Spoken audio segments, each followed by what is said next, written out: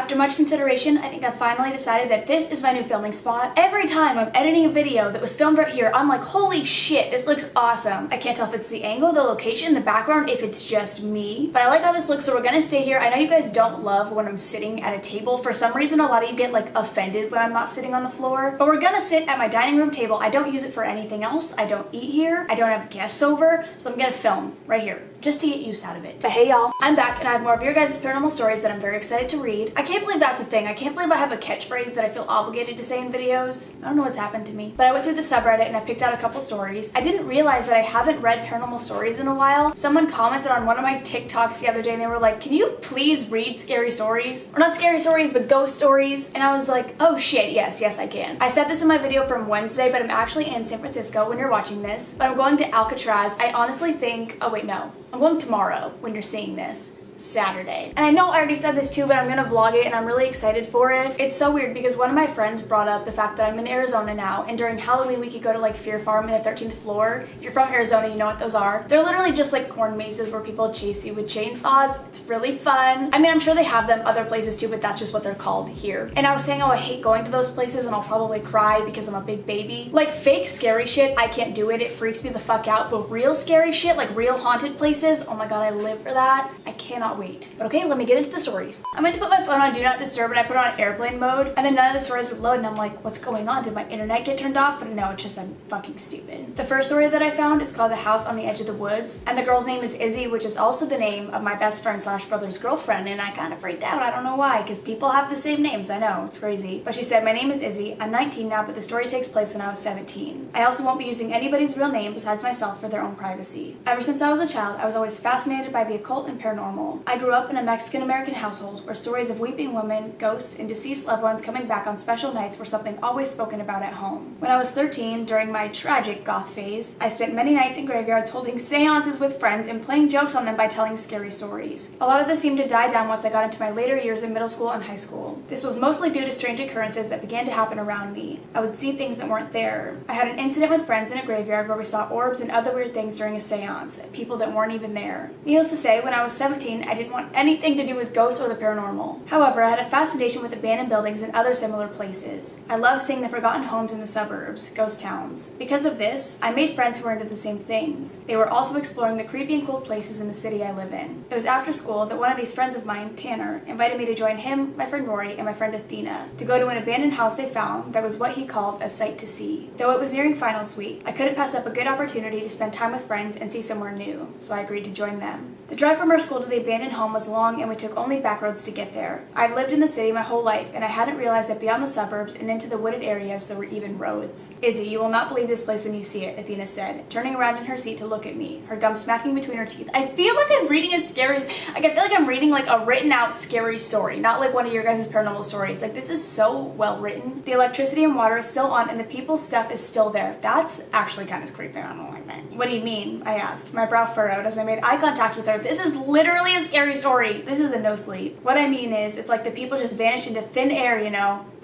She blew a bubble. I looked it up. The place has been a ghost town for 10 years. The only people going there are kids from our town. It's weird, Tanner stated, looking at me from the rearview window. They left everything. Photos, birth certificates, even death certificates. Death certificates? I asked, my eyes growing wide. Honestly, I didn't know that was a thing either, but I wasn't gonna say that because I didn't want to look stupid. Yeah, Athena sounded too excited for such a statement.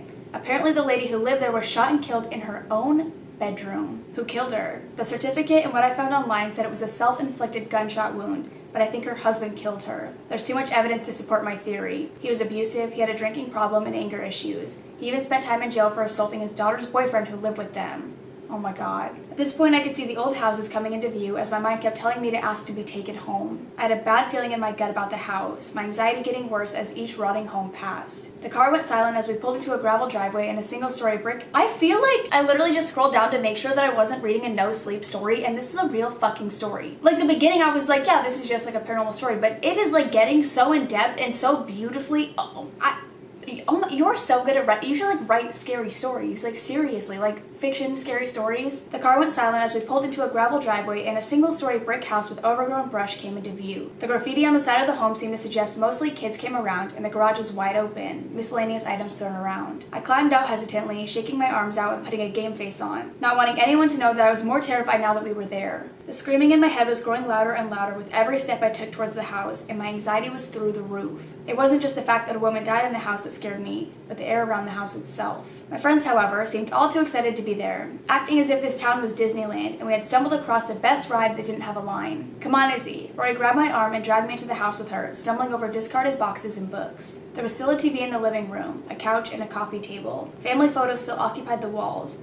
The carpet was still there, even though it was barely visible beneath papers and clothing. There's something unsettling about entering a home and for there to still be expensive and valuable belongings still there. Honestly, I feel like that makes it a million times worse. I've made a video going to this abandoned house in Phoenix. It was like everybody from my high school knew about it. Everyone from every high school pretty much knew about it. There were a million different ghost stories about the house, and it ended up getting burned down. But before the house got burned down, people would go there all the time. We'd walk into the house and look around. It was trespassing, but we were brave. And everybody just wanted to go there and look.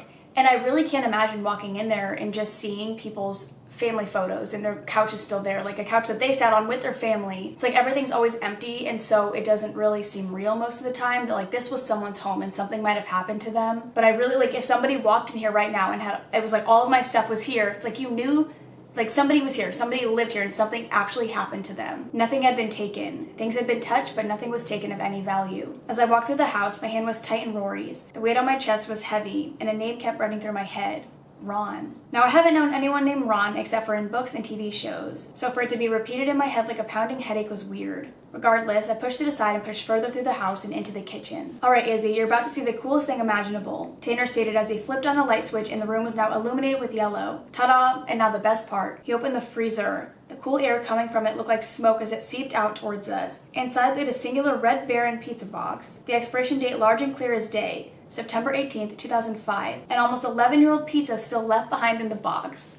Pretty cool, huh? I don't get it, but okay. I mean, I guess it shows maybe how long they've been gone for. Actually, wait, that is kind of weird. It's been 11 years and nothing has been done. Like, nothing in this house has been touched, like nothing happened. I nodded as Tanner and Rory began leading us out of the room and into the room across the hall. The bed in the room was still made, the floral print duvet still freshly tucked between the pillows, and the bed and the duvet pressed nicely on the mattress without a wrinkle in sight. A box of sewing threads and cross-stitch fabric sat on the bed, fallen over. The room seemed rather normal, clean even, as if somebody had just come in and tidied up before leaving, but something was off. The floorboard creaked as Tanner made his way over to the corner opposite of the doorway and laid his hands out in a presenting stance. "This is where the lady who lived here died," he stated before continuing. "Someone, another kid from around here, said they put the carpet in to cover up the blood stains on the hardwood floor, but nobody's ever taken it up to look." Oh, screw that. I'm not messing with that. I shook my head in disgust while walking out of the room. Rory close behind me. "Did you hear that?" Rory asked, causing me to stop in my tracks. "What is that?" I could hear a man talking indistinctly and seemed as though he was not talking to somebody but mumbling to himself. I don't know what had come over me, but I was suddenly hit with the courage to find out where it was coming from. Fuck off. I took a step out into the hallway and looked to my left, the stairs to the attic. "Izzy, what are you doing?" Athena appeared behind me as I started making my way up the stairs, stepping on pictures and papers from notebooks that were strewn about. "I think the voice is coming from up here." "I wouldn't go up there if I was you," Athena replied, crossing her arms. "None of us have ever gone up there. I don't think anybody's made it all the way up the stairs without feeling sick." I ignored her last comment and started to climb the stairs as my courage began to fade and was replaced with a weight on my chest, making it hard to breathe as I began to hear the man more clearly. "Help," he said. "My name is Ron. I need help." Actually, it's like the way that you wrote this out, it's like I'm like scared, but I'm also not scared because I just feel like it's not real, but I know it's real and it's freaking me out. I have so many different things going on in my brain. I could feel the fear bubble up as my throat tightened and I poked my head up to look around the room before I entered. I looked straight ahead as the man who identified himself as Ron stopped talking. Fuck this. Like I just threw my phone and I don't know if you're seeing him, I don't know if you're looking at him, and I don't think I want to know. Also, now I literally have to get up and get my phone. That is the most, I hate that I do that. I couldn't help it. I really couldn't help it. It's like, it keeps building up and then once it peaks, I'm done. Now I'm gonna go awkwardly get my phone. God damn it. There was nothing in front of me but a closed window, and when I turned around to see what was behind me, my heart stopped. In the largest portion of the attic, there was a cage-like structure. The attic was peaked, of course, and in the areas between the peak and the floor was chain-link fence with a small door installed in it with a padlock firmly locked. But inside is what scared me the most. Inside this cage room was a single twin bed made with sheets and a pillow.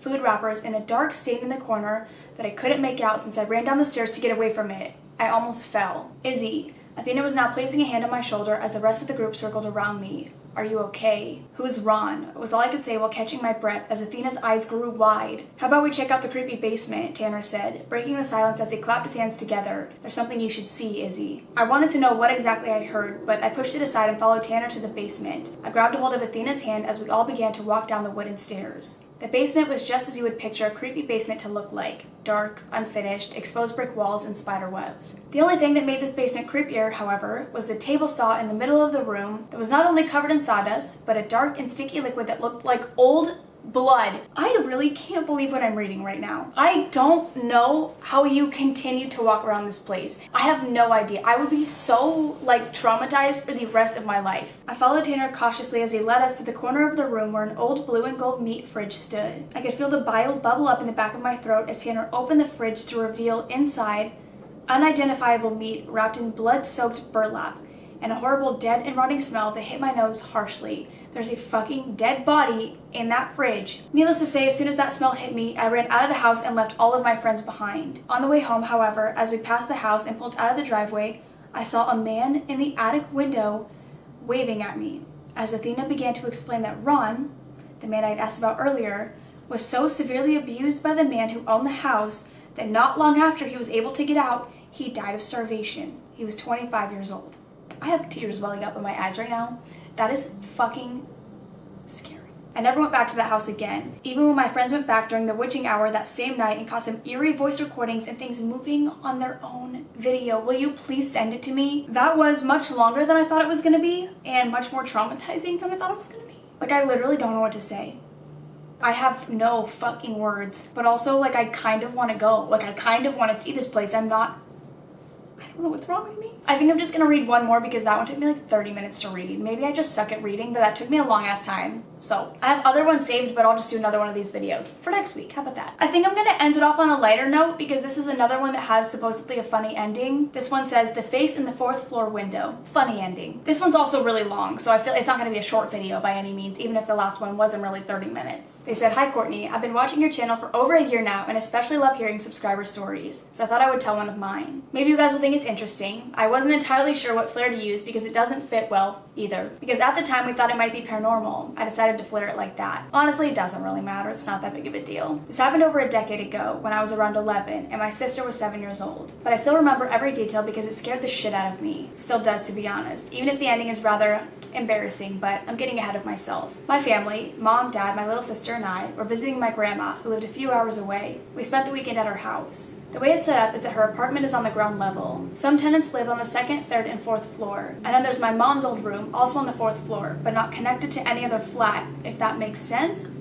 I don't think I understand because it's an apartment. So how do they live together? Do they have separate places in the apartment complex? I don't think I understand that one, but that's okay. Being the curious children we are, my sister and I absolutely loved our mom's old room. Felt like going back in time in a way. And thinking of your own parents when they were as young as you was weird and fun at the same time. So while my parents spent the night in the guest room in my grandma's flat, my sister and I decided we would drag an old mattress up the stairs. Yes, all 4 floors. We were very dedicated, and we slept in our mom's old room. We said goodnight to everyone downstairs at around 11 p.m. And while the adults stayed in the ground floor living room to talk, we went to bed. So wait, is it kind of is it a 4-floor, I don't know. I don't understand where your grandma lives. I really don't get it. Because there was only the one mattress, we had limited space, which is probably also why we stayed awake for quite some time, talking and joking. It must have been after midnight when we finally decided we would go to sleep for real. We were laying next to each other, both facing the wall. There was a really big window on one side of the room, and we'd pulled the curtains closed. However, they were the kind that you could still see through. So while we were facing away from the window, we could still see the shadows of the curtains on the wall. It's also a full moon night, so the light from the outside was really bright, and the shadows really pronounced. My sister was just about to drift off to sleep, and I was getting sleepy as well, when I noticed the shadow pattern on the wall had changed. There was a really dark oval shadow in the middle of the window. It looked like the shadow of a face, like somebody who was watching us through the curtains. I lay frozen for a moment, and suddenly the shadow disappeared as if the person had ducked away out of sight. I swear my heart had never beaten as fast as in that moment, when I held my breath and waited. After just a minute, the shadowy head popped up again. See, my thing is like you're on the 4th floor, so it's like who the fuck could possibly be watching you? But at the same time, anything's possible when you're paranoid. I shook my sister awake and whispered to her what I had seen. But by the time she looked up, the shadow on the wall was gone again. We were both still lying with our backs to the window and didn't dare turn around. So we just held each other close and waited and watched the shadows. Then the head was there again, just popping up over the windowsill, barely obscured by the curtain patterns on the wall. This time, I slowly turned while my sister kept an eye on the wall. I could definitely make out the oval shape in the window, but because the moon was so bright, I couldn't make out any features, just the silhouette. As soon as I turned, it vanished below the windowsill again. It's like somebody just popping their head up and down. We were really freaked out by that point and hiding under our covers because not only was it after midnight, but the window was facing the backyard and we were all alone in this room. We were also on the 4th floor, as you might remember. How on earth had anybody gotten up there? There was no ladder near the house and nothing to climb up on, really. There was no way there was a flesh and blood person. We waited for the shadow to pop up one more time and then disappear until we had enough. We ran downstairs, not caring if we woke up the whole house on our way down. Our parents were still in the living room, and we must have made quite an entrance when we came barging in. Tear-stained faces, shaking from head to toe and talking over each other about a scary demon face in the window. The adults were, of course, skeptical. After all, it was the 4th floor, and who would be crazy enough to climb up the rain pipes? Because we refused to go up alone, and we at least needed to get the mattress back, our dad decided to figure out what was going on, and we decided we were brave enough to follow him upstairs. While he slowly opened the door, we stayed behind him, peeking through the gap. We were just in time. The shadow was there again and then disappeared. Our father had seen enough. He took some steps towards the window, flung it open, and started laughing. We eventually looked out of the window and found what we had been afraid of. My grandma had taped a newspaper on the windowsill because there were some pigeons always sitting there and leaving their droppings all over the place. One side had come undone and was flapping up in the wind, which made it look like somebody was watching us through the window and then ducking away. My parents and grandma had a good laugh, but my sister and I still opted to sleep in the guest bedroom that night after lugging the mattress downstairs. This may seem like a funny story now, but I promise you, while it was happening, the fear was real. I get that 100% because I will fully convince myself the shit is going down when like absolutely nothing is happening. Like the other night I convinced myself somebody was knocking on my front door. I got up 3 times to check. You know, like when you hear something and you're like, was that my door? And like it's so obvious that it wasn't, like you know it would be loud if somebody actually knocked on your door. I like to convince myself of things. I'm the most paranoid human being, I'm not kidding. When I was younger too, me and my sister had bunk beds, and I remember one night I was on the top bunk, she was on the bottom bunk, and our curtains on our window were making shadows on the wall, just on the top of the wall, and one of the shadows happened to look like a ghost, look like a person, whatever. And I said something as a joke and this bitch starts crying on the bottom bunk, so I had to like climb down, take her to my parents' room. Yeah. I will never forget how scared I was, how my heart almost beat out of my chest, and how I had to remind myself how to breathe. How I was so worried that something might happen to my little sister. It's been over a decade, but I can still remember every single second of it, so it must have left an impression. I've also had some minor run-ins with paranormal stuff that I couldn't find an explanation for, but this one scared me way more for some reason. So yeah. Apparently I'm afraid of newspapers. First of all, I want to hear your other stories. And second of all, I feel like I would be just as traumatized by that situation. But I hope you guys enjoyed. I'll read the other stories that I picked out next week, so we'll have 2 of these videos coming up. I got y'all. Thank you to everybody who has sent me stories so far, and if you guys want to send me more stories, I'll have the subreddit link down below, as always. But I'm gonna go. I love you guys. I will see you in the next one. Bye! I feel like a new woman because my hair has been straightened now for like over a week and I don't hate it. I don't know why I don't hate it, but I haven't hated my hair straight the past couple of weeks. I don't know if you guys do this, but I get weird going on vacation because I'm like, I have to look my absolute best. And I'm like, do I curl my hair? Do I straighten my hair? I don't know what to do because I don't wash my hair that often. So once I do my hair for my trip, that's what it is. That's just gonna be how my hair looks the whole trip. So now I'm like, I don't know if I straighten it or if I curl it, and it's a really stupid fucking decision that I have to make. But I'm gonna go now. See ya.